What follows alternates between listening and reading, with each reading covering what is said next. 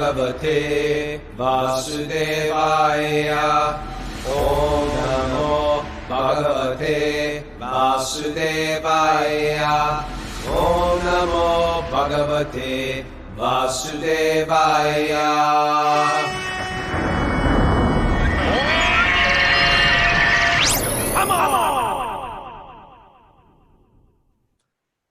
Live from the Govardhan Eco Village in beautiful Maharashtra, India. This is our Yoga for the Sages podcast. Your Yoga for the Sages podcast. A daily yoga podcast. There you go. Wisdom of the Sages. What? Wisdom of the Sages. A daily yoga podcast. What did I say? I forget. Yoga of the Sages. Yoga of the Sages. They all did yoga. They all did yoga. Vinyasa yoga. My name is Raghunath. Welcome. And this is my co-host, Kaustubha. And we are here with all 60 or so of our teacher trainees. We have 70 on Zoom today because it's Monday morning. And we have a special Monday thing we're doing this year. We call it Recalibrate Monday. Really? What do you think of that? Yeah. I didn't know anything. Well, about you know, you didn't know about that? I thought we had that meeting, the Recalibration Monday meeting. We missed that meeting. Well, you know how people do New Year's resolutions? Okay. And it's sort of like good. People get excited, and then people get depressed. If I can't keep this, I can't keep it up. I failed. I hate myself. I know we own a little yoga studio in upstate New York, Super Slow Yoga, and you know it's packed in January because everybody's got New Year's resolutions. I want to lose 5 pounds. I want to get in shape. This is the year I start yoga, and then what happens? February things drop off. It just happens. So we say, and so. People say, well, screw New Year's resolutions. They don't work anyway. We just say, check in with yourself every Monday. Okay. Check in Monday. The world gets tough. You're right. Sometimes we lose momentum. We lose steam. We take a bad turn. We eat a big meal. Then we eat a second big meal and a third big meal. My body's stiff. I just haven't done anything. Check in every Monday. Restart. You can restart. It'll be your New Year's resolution every Monday. Recalibrate Monday, we're calling. It's not that catchy, Recalibrate Monday. If anyone on our Zoom group wants to write in a new one that's better than Recalibration Monday, please write it on the board, and we'll put it up for a vote here today. Okay. But anyway, it's Recalibrate Monday. I started off today by Noah and Scylla from Sukha Yoga giving me a 10-minute HIIT workout. Okay. Yeah. I was like, all that stuff. Burpees and what else did they have me do? What do you call when you move your feet back and forth like that? Mountain climbers, all that stuff. 10 minutes, HIIT training. I couldn't see you doing it, Kaustubha. You're not a HIIT training guy. I don't even know what it is. You don't have to do it. You know why? An Ayurvedic master told me once. He said, you don't even need to do yoga. I said, what do you mean? He goes, the only people who have to do any exercise is because they overeat. They don't have to do anything. They just have to breathe. They should do a little pranayama. That's all. That's what he said. What do you think about that? Well, I guess it's digestion and eating and all that. Yeah. And when I say we, I mean me. I'm a pig. Not a pig. Well, that's why I'm thinking you don't have to do HIIT exercises because you don't eat like a pig. I walk, And he walks. In New York, I walk. New Yorkers walk a lot. Yeah. You realize how much you walk. It's a pretty interesting idea, though, for the Ayurvedic guy to say you don't have to do yoga. Telling a yoga teacher on a yoga teacher training or something, you don't even have to do yoga. I was like, okay, guys, go home. You certainly don't have to do it as intense as a lot of. Well, this is an interesting thing. When you're in Rajas, you get excited about stuff, including what you eat, right? Everything is like extreme. That's what Rajas is. More. Rajas, you want more. You got to do it harder. You got to work. I've heard like Italians come up to me. Where are the Italians today? Okay, only got one. No. New Jersey Italians don't count. You got a whole gang of Italians here. We're all Italian. We're all Italian here. That's one of the qualifications. Get on the show. What was I talking about? Oh, the Italians. I was in Italy teaching yoga, and one of them very sweet. And they've been doing yoga in Europe for a long time, but not vinyasa yoga like we do it in America. That's an exclusive American brand. slower pace yoga, gentler yoga, right? I'm looking at Alice right now from Bologna. I go in that studio, I have them jumping up and down. They're all like, who's this nutcase? Right? And I remember one of them saying to me, you know what? We're behind. We're behind you guys. And we're catching up though. And I thought to myself, no, you're not. You're ahead of us. You're ahead of us. Sattva is ahead of Rajas. Yeah. You're right? Go to Italy. Go to Italy and try to get something to eat at 4:00. Good luck. Alice is shaking her head. You're not going to eat. You know what you're going to do? You're going to crazy Raghu who's going to walk all over Italy. Wow, nothing's open. Nothing's to eat. You know why? Because they take a break. They do and then what? Sunday, I want to go get something to eat. You can't. You know why? Everything's closed. Because they take a break. We don't take breaks. We've got 24/7 Walmart. You can always get something to eat all the time. We think that's advanced cultures. Advanced cultures take a break. That's called sattva. So from Rajas, we get burnt out. And therefore, we need a yoga that's going to burn us and work us and drain us. Just to burn that. They're not behind. We are Rajas slipping to tamas. We're on a slippery slope to tamas. And I don't mean St. Thomas or Tamagoon. Anyway, what do you think about all that? Thank you for sharing that. It's something to think about. Yeah. Slow culture. Slow culture. Take a nap. Take a nap. God forbid you take a nap in America, right? What are you doing with your life? Napping. I'm taking a nap. That's what I love living in an ashram. We always took naps. A little nap, not long, 15-minute nap. You need a nap. You ate lunch, it's hot out, nap. If you nap in America, you will be made to feel, right? You'll never see Mara napping. That's not how they trained her at that school. It's like, work it. Couldn't resist. Yeah, they're nap shamers. That's what's going on in America right now. Nap shamers. Right. Okay, we're in a great spot in the Bhagavatam. It's one of my favorite spots because all these great verses are great. It's nice to learn shlokas, to memorize Sanskrit shlokas. Sure. Get them in your head. Stick them in your head. I got a lot of crazy stuff stuck in this head. So get some nuggets of truth in your head.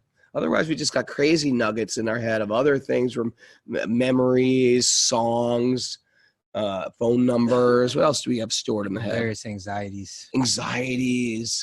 Self-deprecation. It's just stored in a nutty head. Anybody know what I'm talking about? Say, I. Yeah, the mind is like a big, dirty garage. And we're in the process of cleaning it out. So we want to replace the stuff that's in there with fresh stuff, healing stuff, stuff that brings me up, stuff that connects me with who I am. So it's nice to learn these Sanskrit mantras. And you know how you do it? You just do it. You write them on the wall. Every time you come into your apartment, your house, you say the Sanskrit. You say the English, you know? You put it on the chalkboard, teach your kids. Have them memorize it. Say it before you eat your meal, like a little prayer. Here's the first one. I'm not going to read it because we got to do our intro mantras. If you're new to the show, welcome. This is Wisdom of the Sages. This is a daily yoga podcast that studies sacred literature of India that every yoga teacher should know. We're teaching yoga. We got to know the history of yoga. Come on, right? We should know the history of yoga. And it goes back. The real gold standard is this book, Srimad Bhagavatam, which talks about resurrecting the spirit soul in bhakti yoga and how to live in this world as a spiritual being. Ready? Yeah, I'm ready. Ready when you are. Nasta,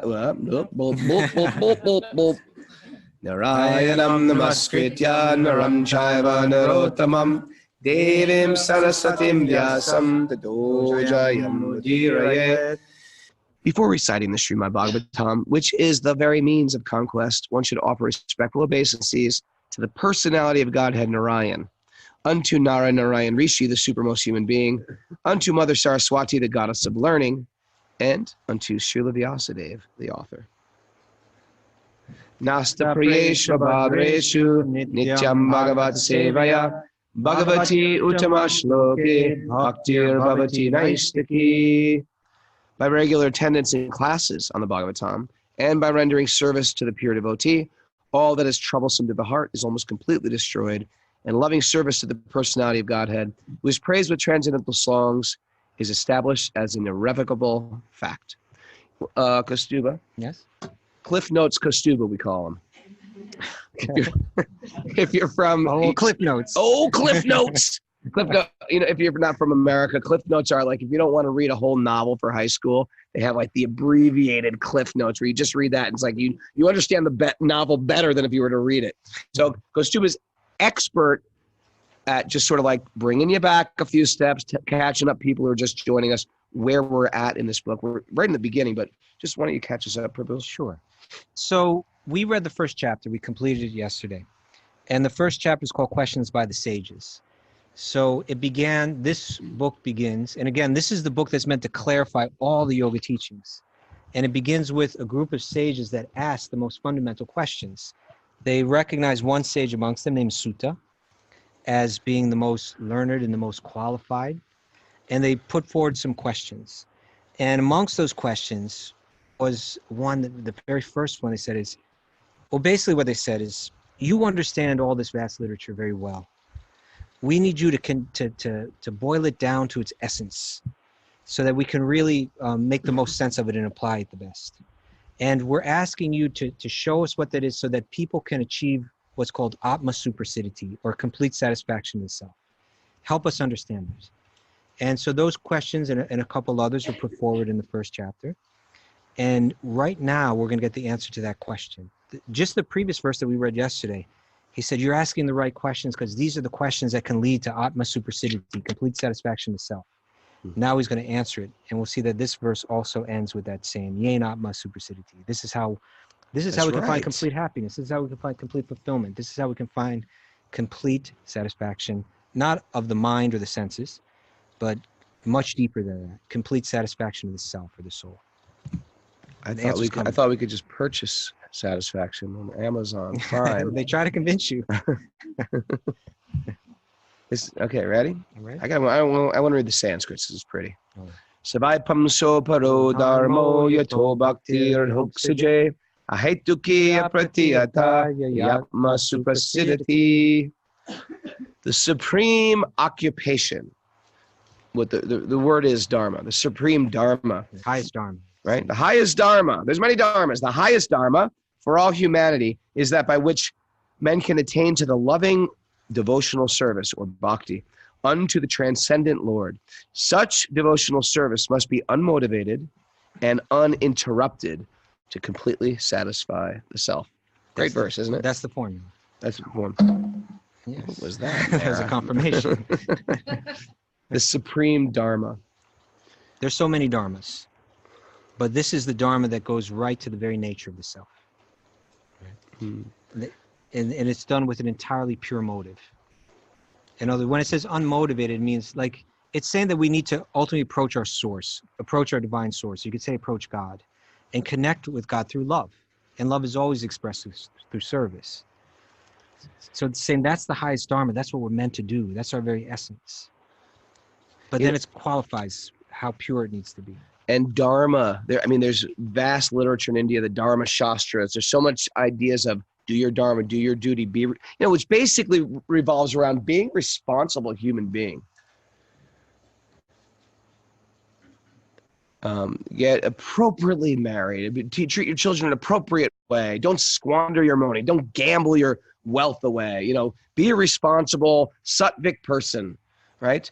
But now it's talking about some supreme dharma, and it's going to go into it in a little bit more great detail here. And then this qualification, in other words, someone may say, okay, well, I'll approach God and serve God, if that's what the dharma is, but it has to be done unmotivated. In other words, true love has no personal motive. Like if someone came to you, Raghu, let's assume you weren't married. Right. And let's assume someone came and said, Raghu, I want to marry you. Yeah. I want to make you happy. I love you. I just want it. But you knew they were speaking these words of love. but you knew they had a material motive, like it was your wealth that they were interested in, or they could become famous by marrying you. It's not my wealth, that's for sure. but you understand that Yeah. they wanted something from you. It wasn't because their heart was swelling with love for you, but it was so there's an impurity there. There was a personal motive. This says that this loving service, this loving connection, has to be unmotivated. And technically, what that means is I don't want the things of this world from God, and I also even don't want the relief of the sufferings of this world from God. And those are things that people commonly go to God with. But this is saying you go just with love. Okay, I'm gonna read this this next verse. This is number 7. Vasudeva Bhagavati Bhakti-yoga Prayojitaha Janayat Yasu Vairagyam Jnanam Chayara Haitukam. By rendering devotional service to the personality of Godhead Sri Krishna, one immediately acquires causeless knowledge and detachment from the world. Text 8. Hold it. It's a good verse, isn't it? It's a great verse. It's a very important verse. And one could understand that they asked him, what's the highest dharma? What's the highest good? And he said, it's bhakti. It's connecting with our divine source with purity. You can't see this on the podcast, but I tried to drink my water Indian style, which means no lips to the cup. Watch, it was like that. Tipped it in, poured it down my shirt. Just thought I'd share that. Thank you. Well, because you know why? If you don't share things like that, people come back later. Hey, great class. Did you see him spill all the water in his shirt? I just thought I'd be up front with everybody. Get out in front of it. Yeah. Okay. But back to the point. Sorry. Sorry, man. So he asked the questions was asked. What's the highest dharma? What gives complete satisfaction to the self? What is the ultimate good for all humanity? And he said it's bhakti. It's approaching the divine without any personal motivation. And then one could say, but hold it. I've read the Upanishads, right?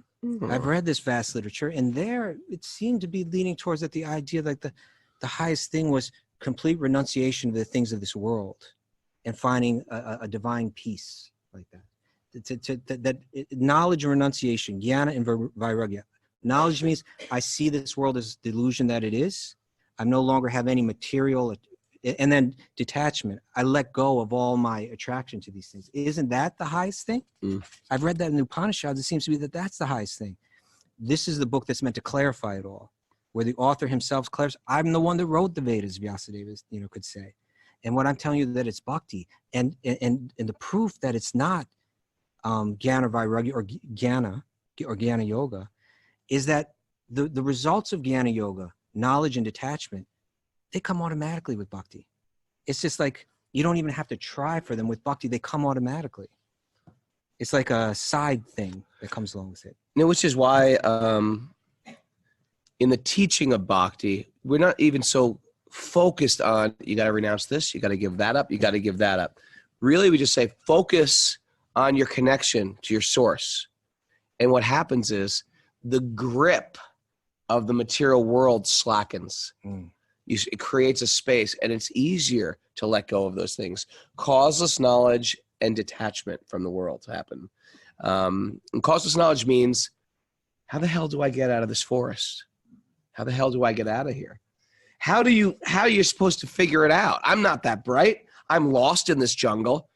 It comes through revelation. It comes through information. It comes from teachers. It comes from wisdom literature. It comes from friends that you might meet that inspire you. But you are on the radar. Once you say, I want connection, you are on divinity's radar, and there's a reciprocal relationship to get you out of the maze. The world's a maze. Very tricky one. It's super tricky, right? Because some of these paths look really attractive, Yeah. and they're like dead ends. It's like a fly in a window. Ever see a fly trying to get out a window? It's like crawling over that window. I'm out. I'm out. You're not out. You're not getting out of the window. The window's closed. It looks like it's right. There's light. Where do they end up? Where do the flies end up? On their back. Bzz. Bzz. That was a fly imitation. Anyway, it's good because it appears like freedom is right there. That's the material world. It's a bunch of Maya, it's like Maya's bait, luring us down dead ends. We become convinced that external things will give us happiness. And basically, jnana means, knowledge means understanding, no, that's not true. That's all an illusion. And one can experiment with it and find that to be true. Yes. So when one has knowledge, then they become detached from these things. When you understand the world for what it is. But in bhakti, it's saying when you actually become attached to the joy that's found in devotional service, or the joy that's found in bhakti, in divine love, then you naturally lose interest in all the other things. You don't have to make a hard endeavor to renounce, but you become filled with a certain joy that you lose interest in those things automatically. So here Vyasadeva said, maybe you're wondering that jnana yoga is the highest thing, renunciation is the highest thing. That comes automatically with bhakti. Right. Now the next question would be, okay, well, I've also read the 4 Vedas that were also written by Vyasa. And there it seems like if you're dutiful in life, if you follow the Varnashram Dharma, these ancient codes of how to live a pious life, you'll get rewarded with all the good things in life. You'll have your healthy children will be born. You'll get rains for your crops. You'll get all these nice opulences in life. Isn't that the highest good for all mankind? That we can be happy in this world by living a pious life as taught in the 4 Vedas? Is that the highest thing in life? Now he's going to answer that in the next verse. Let's dive in. Dharma svanustita pumsan. This is 8. Vishvaksena katoshaya napadyeya diratim shrama eva hi kevalam. Love this one. That's very strong language he uses here. Shrama. Are you Shrama kidding? eva hi Forget it. kevalam. Shrama eva hi kevalam. Completely. Next time someone gives you some attitude, yes, Shrama eva hi kevalam. The occupational duties, or the dharma. The dharma a person performs according to their position are only useless labor if they do not provoke the attraction for the message of the personality of Godhead. What's the point of your dharma? Where does it lead? What's the big picture? Where are we going this? What's a home run with your dharma? You have to become attracted to the personality of God and the message of the personality of Godhead, or else your dharma is a waste of time. If you don't have that strong attraction, that strong love, then what good is your dharma? What good is it being responsible?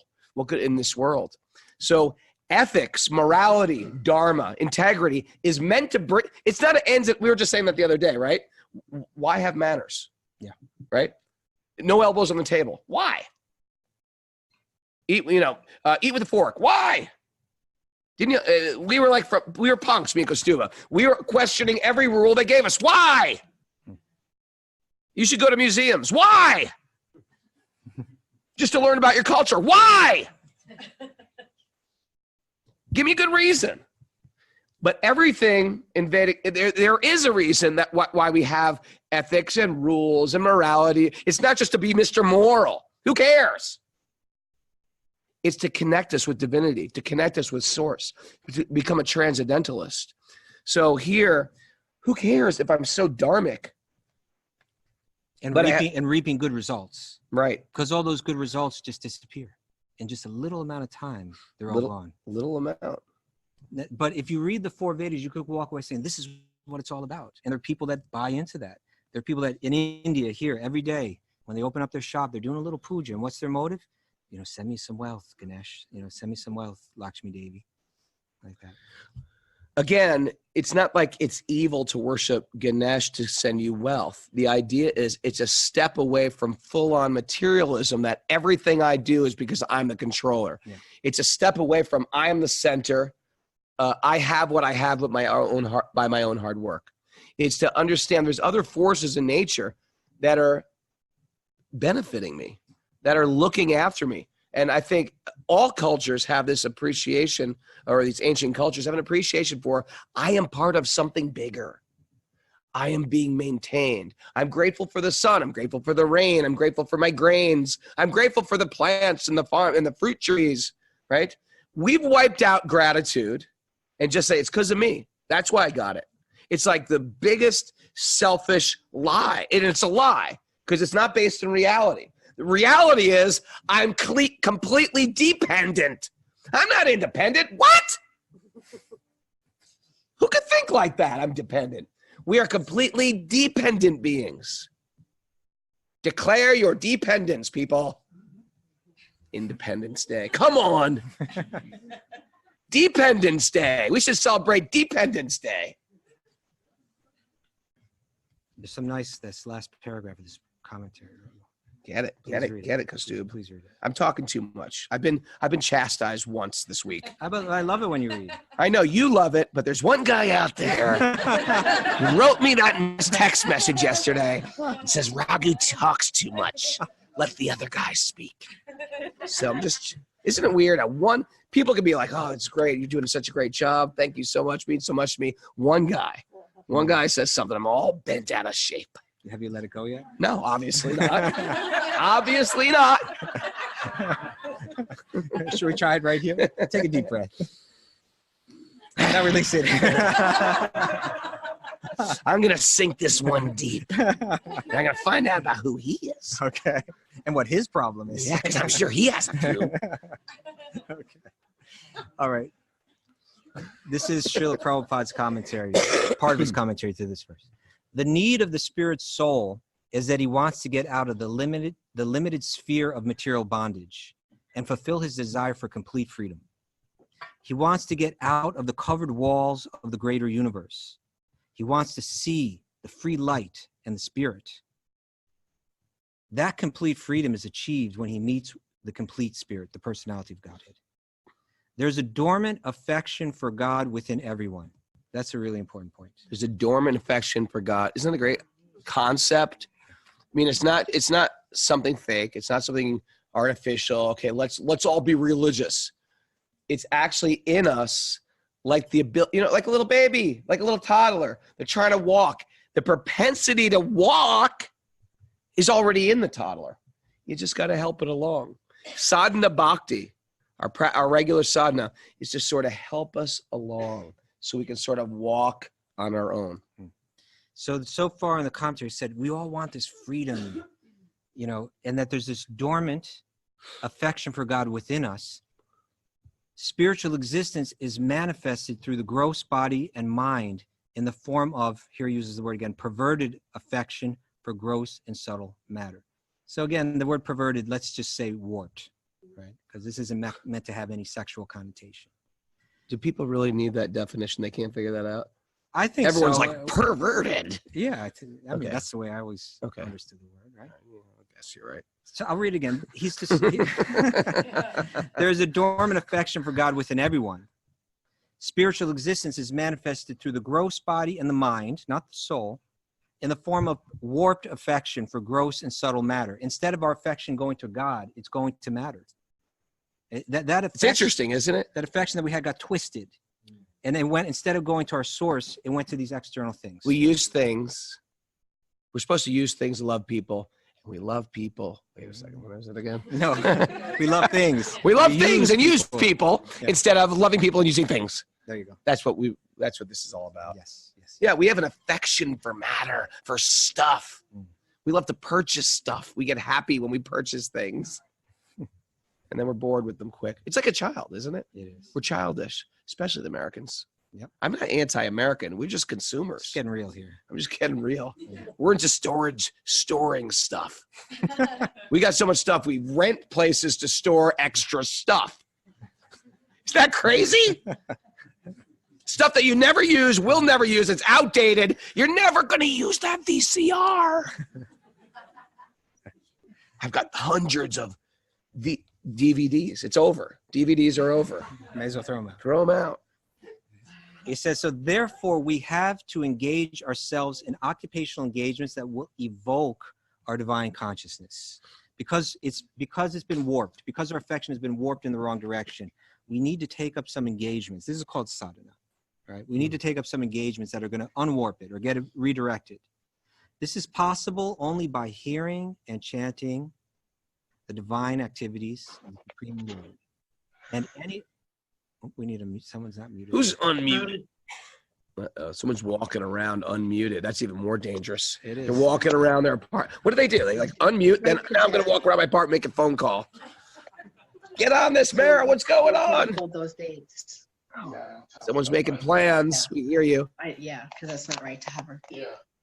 You do this. And we didn't get back to her. We hear you. Everyone hears you. It's a podcast. Get back to her the next day.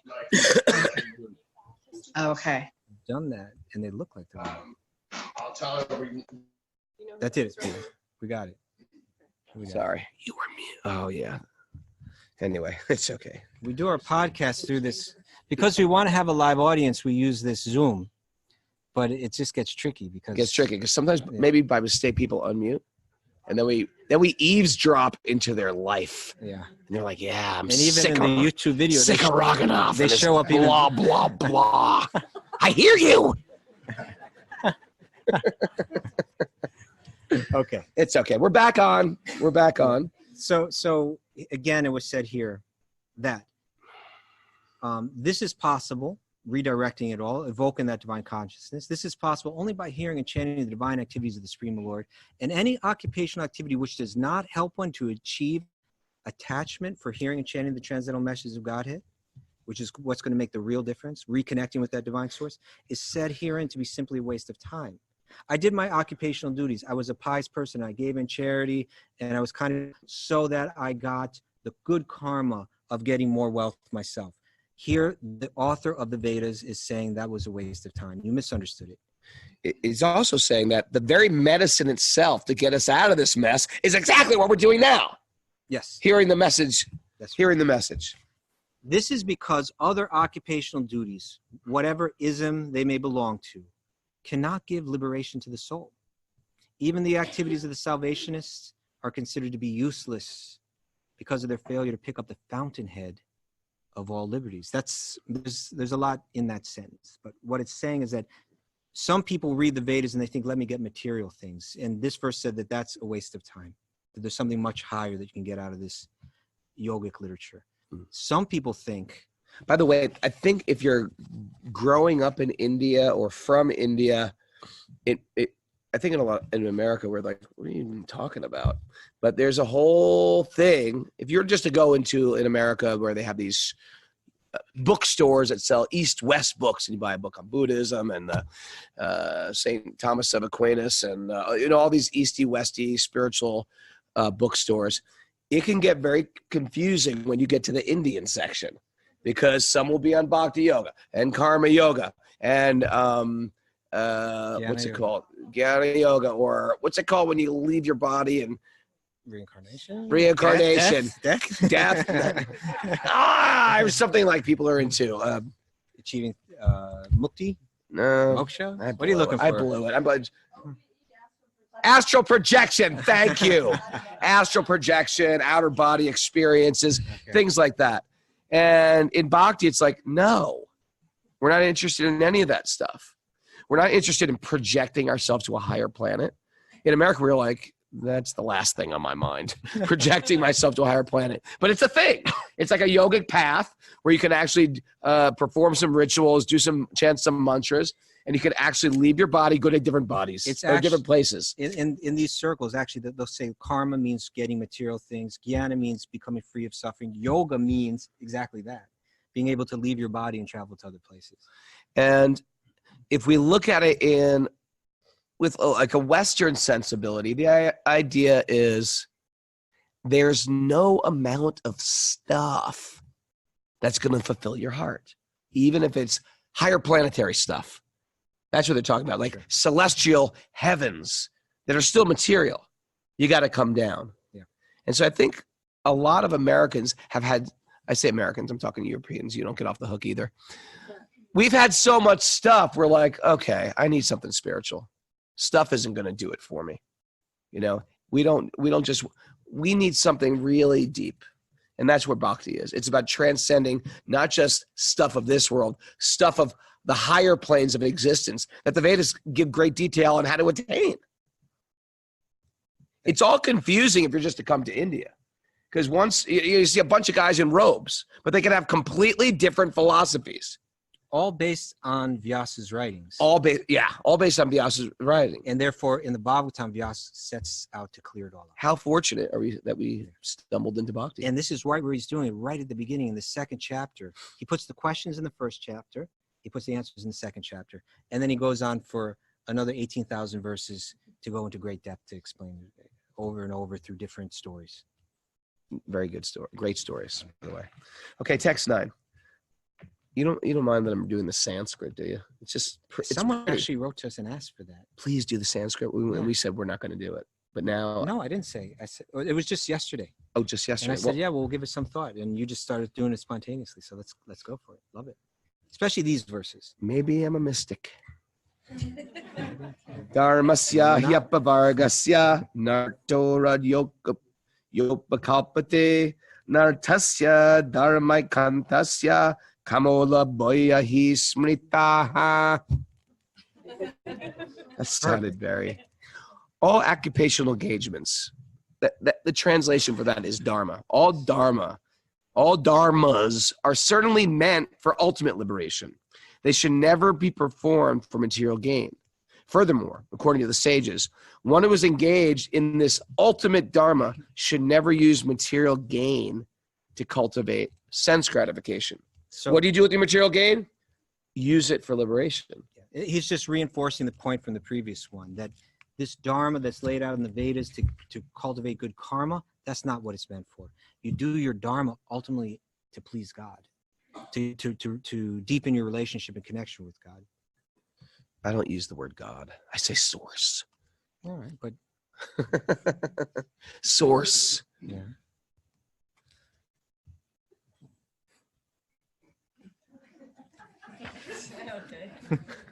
Whatever. I think God's back in fashion lately. What do you think? Then why not use it? I will, but I'm just for the people that hate God. We're talking about the same thing. We're just calling it source, the universe. I don't think I said the universe. Well, the Bible. The universe wants me to is speaking to me. Yeah. Yeah. It's like we use a different name, but we still mean God. Sure. It's And the Bhagavatam's going to even go because Vyasa is understanding. People may not even understand even if we say God, who is God? He's going to come right out and say Om Namo Bhagavate Vasudevaya as the invocation that we're talking about Krishna. Right. Life's desires. I'm not reading the Sanskrit of this one. Life's desires should never be directed towards sense gratification. One should desire only a healthy life or self-preservation, since a human being is meant for inquiry about the absolute truth. Nothing else should be the goal of one's work. Very clear, right? Yeah. Human life is meant for inquiring into the absolute truth. That's what we're meant to do. The completely bewildered material civilization is wrongly directed towards the fulfillment of desires in sense gratification. In such civilization, in all spheres of life, the ultimate end is sense gratification.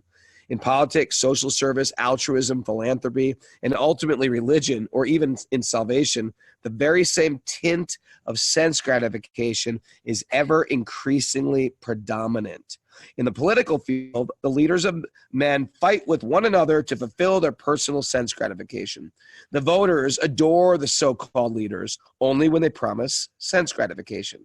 As soon as the voters are dissatisfied in their own sense dissatisfaction, they dethrone the leaders.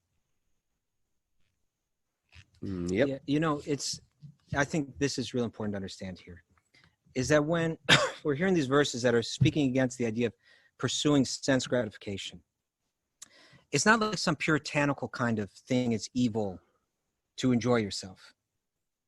But what it's saying is that if you have the misconception that I'll find my happiness in life through external things, then you're mistaken, because you'll find some temporary pleasures that way.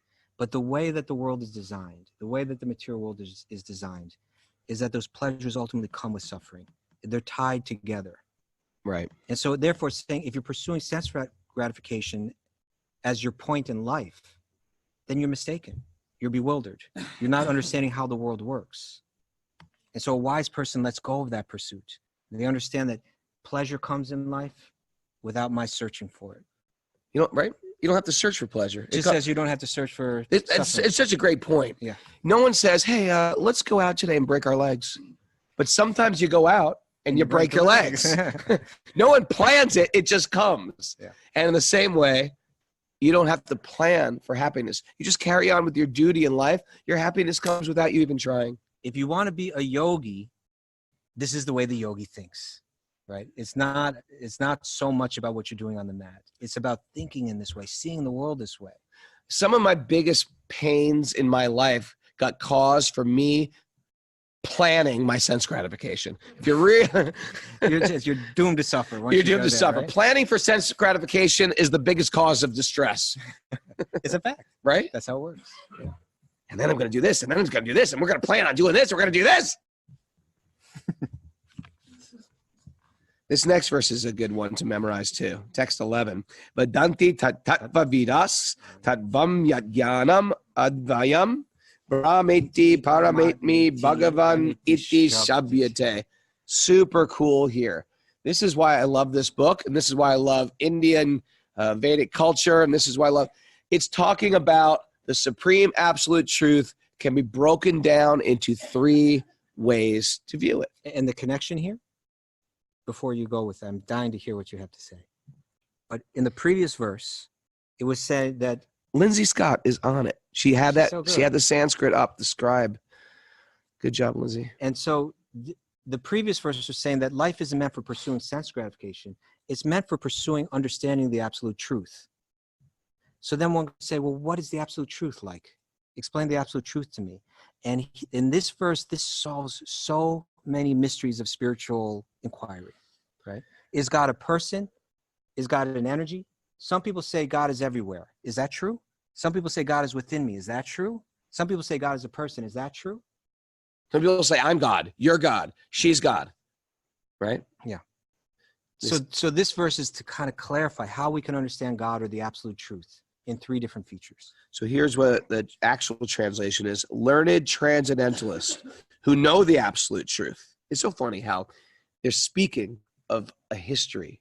This is an ancient book speaking of learned people from the past. Learned transcendentalists who know the absolute truth call this non-dual substance Brahman, Paramatma, or Bhagavan. So Brahman is when you say these things like, I am God, you are God, she is God, they are God, the universe, my computer is God, the sunrise is God, the ocean is God. It's true. Everything is ultimately Brahman. That is Brahman realization. We are all ultimately spirit. Everything actually comes from God. The next conception, so that we can write that down, Brahman. It's a good one to write down, you guys. And that is often the goal of the Jnana yogis, to merge into that divine light. To be absorbed. And they do that with a very rigid type of cutting themselves from their sensual self, just to connect with their internal self. A very strong rejection of the material world. The next one is called the Paramatma, or the supreme Atma, or it's translated as like the super soul, or the supreme Atma. So that we have an Atma, a self, a jiva, a spirit, a soul. But seated next to that soul is God in full. Now, the first question is, well, how could be God in full in me and God in full in you? That's the very... What the heck? That's okay. How could God be in full and me and you? That's not full. If I have half the pizza and you got half the pizza, then no one's got the whole pizza. But God's different. God's got different math. He's beyond pizza. He's beyond pizza. Transcended pizza. He became all one. Give me, what was that joke? Make me one with everything. Make me one with everything. That's like the yogi's pizza. Where am I going with this? The Paramatma, that within every body, Okay. there's not only one soul that animates that body, makes it come alive. Within everybody, there's actually 2 souls. But one soul, the Atma, or the self, is conscious of its own body. Our consciousness is spread throughout our own body, and no further. But that there's a feature of the absolute truth, or God, that is present in everybody. So within every human body, within every animal body, within every living plant, there's an Atma and there's a Paramatma. And that and Bhagavad Gita goes into so much. This sheds explanation so of much light Yeah. on even within Christianity. They fight about, is God a person? Is God as a feeling? Is God God is truth? Is God good living? Is God right? It's God a judge. It's God the maintainer. It's God the creator. This sheds light on all these things.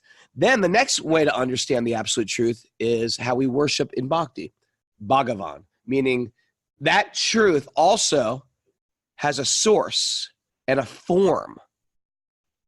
In the same way you say there's light in the room, or the sun is in the room. That's even better analogy. The sun is in the room. What does that mean? It means the light of the sun. The energy of the sun. It's not the actual ball. So the ball of the sun is not rolling and going to roll us down and burn us up.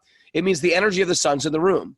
Now, the sunlight and the sun can't be separated. You can't have one without the other. Which one of these is right? Is God Bhagavan? Is he Paramatma? Is God Brahman? They're all right. They're different vantage points of the same thing. Duh, how genius. Why do we have wars over religions if we just understand this simple verse? We can understand divinity just from different vantage points. And it goes into, you get a much deeper understanding of it. Like, for instance, this Bhagavan, this personal form of God. When we think of, often people think of God, they think of this judge, right? Like in Christianity, I know a lot of the Christian tracts. I mean, for I've instance, had like present that. siblings say to me like, what do you call it? Judges You're a don't send glutton you for down. punishment. You're a glutton for punishment. Okay. That's like God as a punisher, Right. like some sadistic, you overate, I'm going to kick your ass. and then, or even God as the creator, the maintainer of this universe. Now, what this theology is saying is that really this divine person, the personal feature of God, is only interested in adventures of love. And that's going to play out later in the Bhagavatam. But that's the only interest. It's the only interest. And when it comes to maintenance and the regulation of karma, or what you should It's got receive, nothing to do with Bhagavan. he what do you call it when you kind of like give someone else that job? Outsource it. It's all outsourced. It's Outsourced to to India. Paramatma. It's outsourced to the Paramatma. It's outsourced to the devas, to the gods, of the god of the rain, the god of the sun, the god that judges, like Yamaraj. Right.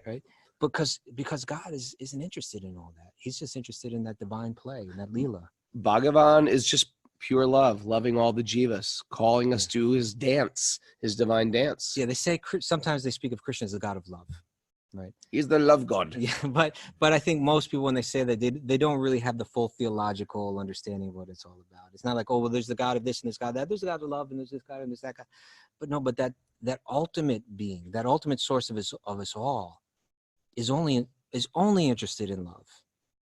And that's why we're also interested in that, because we're created to participate in that love. Well, it's very interesting also if you were grown up in a fear-based relationship with a higher power, like the punisher, the chastiser, wielding a rod, it's hard to even have that conception when you look at sweet baby Krishna. Yeah. It's like, this little baby's going to punish me? Come on.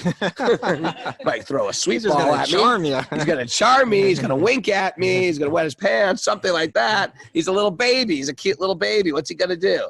So I can't even have that conception with, Gopal Krishna. That's why you love him so much. He's adorable. Charming. Okay. Anyway, Such an important great verse. Maybe we should read some of this commentary. You want to read this?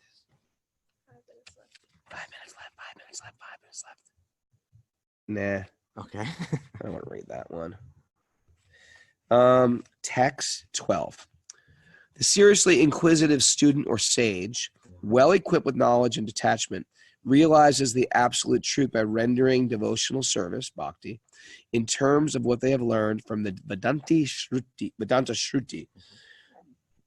These are the qualifications of being a student, by the way. A seriously inquisitive student, equipped with knowledge and detachment, realizes the absolute truth by rendering bhakti in terms of what they have learned in Vedanta Shruti.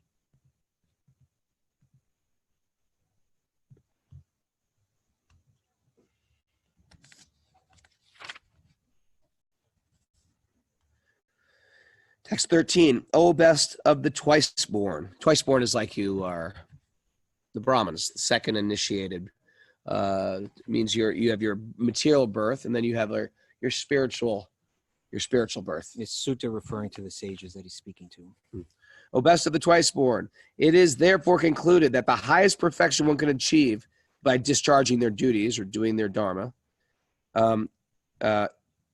according to one's caste, where you're born, and orders of life, is to please the personality of Godhead. That's the highest thing you can do with your dharma. Yes. What's the point of being dharmic? We have this thing, the father was responsible. The father never gambled away the money. He never cheated on his wife, but he's got no love. If you've got no love, what good is all the dharma? All our dharma is meant to bring us to connection and love to the divine and to see divinity in every living being. We should be more and more in love as we advance in our spiritual life. We shouldn't hate the others. There should be no others. If a person's doing something horrible, which people do, and we're sad for the sin, but not the sinner. You love the sinner. You're sad for the sin. What do you think about that, Kaustubha? Yeah, you love the sinner. You love the sinner. You recognize the soul. You recognize the soul. It's ultimately pure. Yeah, and if people are doing harmful things, guess what? They're also suffering. No one gets a pass, right? If you do adharmic things and act in a cruel, rude way, guess what? You're suffering. Those people are suffering. There's all this stuff. I always get into this. It always goes towards conspiracy theories and Illuminati. The 1% that are controlling the universe and the banking, guess what? If they're not sattvic, they're not happy. Isn't that true? That 1% is not happy unless they're sattvic. And they're not in control ultimately anyway. If you actually think you control the universe, you can't. You can't control getting sick and dying. 1%. There you go. Conspiracy theory solved. Let's see if I can sneak another one in before Mara pumps that. This is a therefore. After hearing that, therefore, what number? 14? 14. How did I lose my page? What the heck was that? Therefore, with one pointed attention, one should constantly hear about, glorify, remember, and worship the personality of Godhead, who is the protector of the bhaktas. Not the protector. The protector. That was this answering the questions that the sages were putting forward. What should we do? What brings about the complete satisfaction of the soul? What it brings the highest good to all mankind? He's gone through the three different subjects. There's bhakti, wherein you approach the divine with love. There's jnana, where you approach the divine for freedom from suffering. There's karma, where you approach the divine for the material things of this world. He's saying bhakti is the only answer. It's the only thing that delivers complete satisfaction. That one can understand this absolute truth in three features. And that one should focus on that. Make that the point of your life. That human life is meant for inquiring into that absolute truth. And one can do it by focusing directly on that Bhagavan feature. I'm going to just read the next one because it's a good one too. 15. With sword in hand, intelligent men cut through the binding knots of reactionary work. Karma. You get a reaction for your work. We're all tied up by our actions in our previous actions yesterday. Yeah. What to speak of previous lives. We got these bodies with its pluses and minus. Everybody's got a plus and a minus. Where did we get them from? Our previous works. With sword in hand, intelligent people cut through the binding knots of reactionary work, karma, by remembering the personality of Godhead. Therefore, who will not pay attention to this message, or to his message? What was that? That's the sign. That's the sign that our hour is over. It's the Mayapurs. Love to the Mayapurs. Thanks, everybody, listening on our podcast. Hey, if you like the podcast, you go to Apple Podcasts, YouTube, give it a 5-star rating. Tell us why you appreciate it. It means a lot to us. Helps people find it. Helps people find it, too. It helps in how they, list it. But check it out, Wisdom of the Sages. Everybody listening to on Zoom, thanks so much. We have a day off tomorrow. Oh yeah. We're on a field trip, so we will see you the day after tomorrow on Recalibration Monday. Today's Recalibration Monday. Yes.